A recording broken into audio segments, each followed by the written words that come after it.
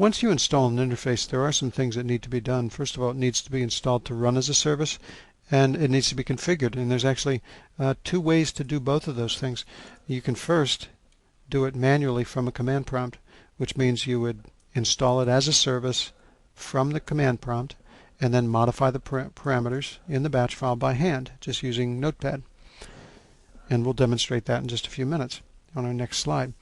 There's a second, better way of doing it, more modern way of doing it, and that's using the interface configuration utility. You can use that to import the batch file. You can configure the generic parameters, the interface specific parameters using that graphical user interface.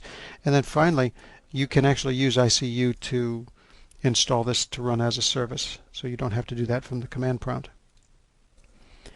Now, one of the things you'll notice is when you use the interface configuration utility to read one of these batch files, it actually changes the batch files and changes it in a way that we would like to be permanent, because we actually set the batch file to read only after that point. Let me show you what I'm talking about.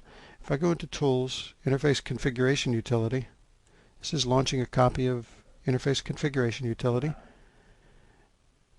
When I launch with this, or launch this utility, it's going to allow me to import batch files. But once I import a batch file, this is one of the interface batch files, it will set that batch file to read only.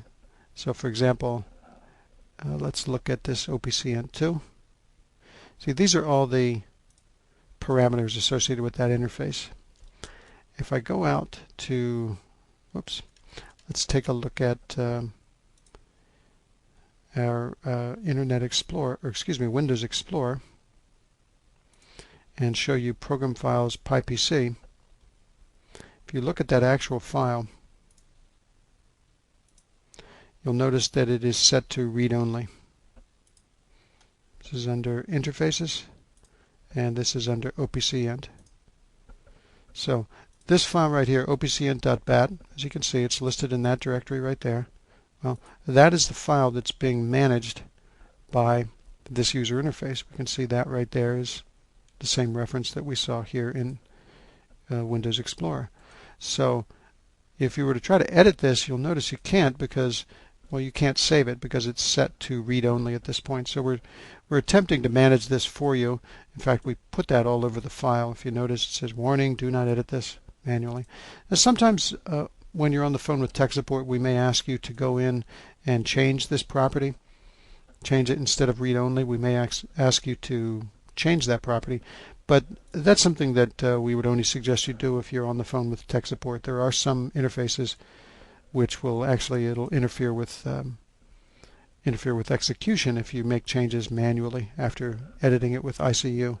So editing with ICU is kind of a one-way trip for that batch file. We bring that into the ICU fold, and then from that point forward we manage it using ICU, the interface configuration utility.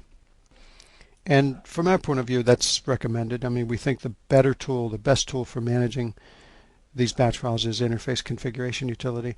It does mean that you do have to install interface configuration utility on the machine that's running the interface. Some people get the impression this is going to be managed centrally from the Pi server, but in fact it's a very common misconception. In fact, this ICU has to be launched from the same computer, on the same computer that's running the interface, typically an interface or a data collection node.